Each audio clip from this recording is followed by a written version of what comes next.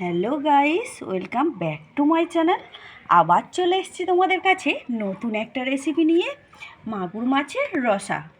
তো চলো কিভাবে আমি বানাই তোমরা দেখতে থাকো। তো নুন হলুদ দিয়ে মাছটা আমি মাখিয়ে নিয়েছি। এখানে মাছগুলো আমি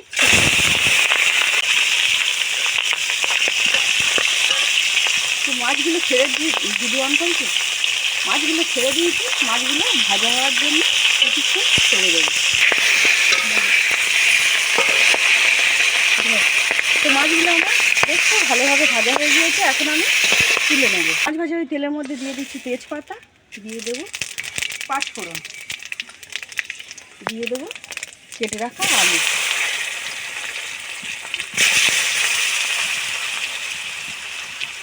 আলুগুলো আমি বেশ কিছুক্ষণ ধরে ভেজে নেব। দিয়ে দেবো কেটে রাখা টমেটো।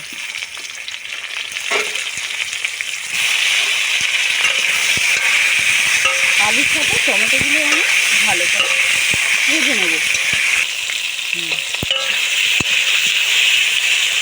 দিয়ে দেবো আমি পেস্ট করে রাখা পেঁয়াজ।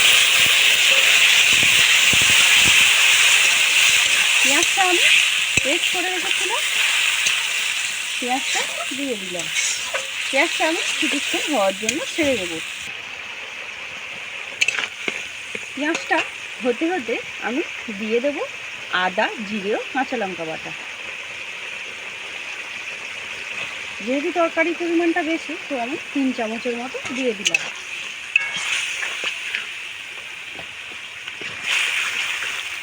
পেঁয়াজের সঙ্গে মশলাটাও খুব ভালো করে আমি কষিয়ে নেব। হলুদ, লঙ্কার গুঁড়ো, কাশ্মীরি লঙ্কার গুঁড়ো ও লবণ।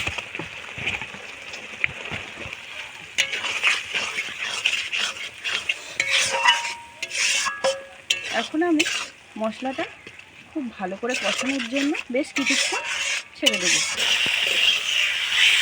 মশলাটা দেখছো খুব ভালো করে আমার কষানো হয়ে গিয়েছে। এখন আমি জল অ্যাড করে দেবো।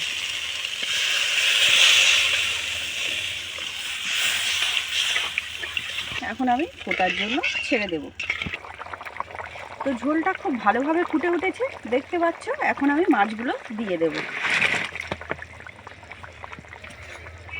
মাছগুলো দিয়ে দিয়েছি। এখন আমি কিছুক্ষণ ফোটার জন্য ছেড়ে দেব।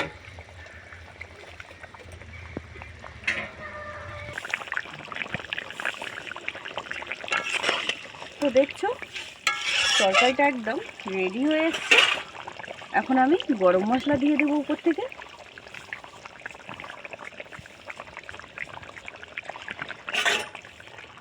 এখন লাভিয়ে নেব।